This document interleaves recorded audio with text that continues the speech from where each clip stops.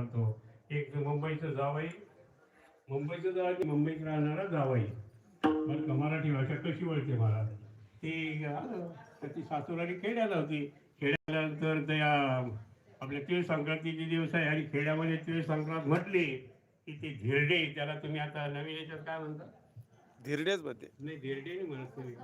हा, डोसा. नाही का, डोसा. ते धिरडे आणि गुळवणी म्हणजे खेड्यामध्ये केल्याशिवाय राहतच नाही महाराज गवळणी, बरं का. हा, मग ते पाहुणचार केला मला धिरडे आणि गुळवणी. अगदी 51 धिरडे खाल्ले ना जावयानं. असे गोड लागले मला ते धिरडे. आणि त्याने विचार केला निघाला, स्टँडवर आला. म्हणजे आता मुंबईत गेल्यानंतर आपण काय करायचं नाही, आपल्या हिला धिरडे आणि गुळवणी करायला लावायचे. परंतु स्टँडवर जाता जाता काय झालं, त्याने पाठच करायला लागला तो, धिरडे गुळवणी, धिरडे गुळवणी, धिरडे गुळवणी.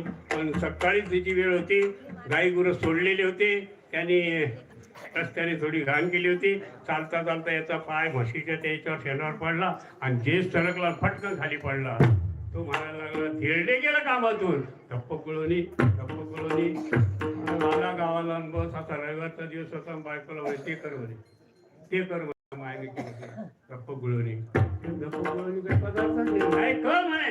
म्हणजे असा पदार्थ नाही, मी कसं काय करू, तुला सांगतो कर, नाही तर मग घरली काडी मारायला लागून मारता मला शेजारची म्हातारी आली. थांब, काय झालं रे मारामारी करायला? बायकोला मारतो, काल तुम्ही माहेरावून आली ती बिचारी, तुला मारायला लागला.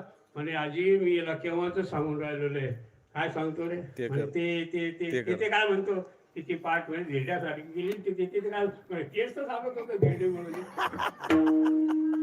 तुका म्हणे गोड लागे तो मागे रचना. ज्याचप्रमाणे आम्हाला व्यावहारिक पदार्थ गोड लागल्यानंतर आम्ही पुन्हा त्याची आशा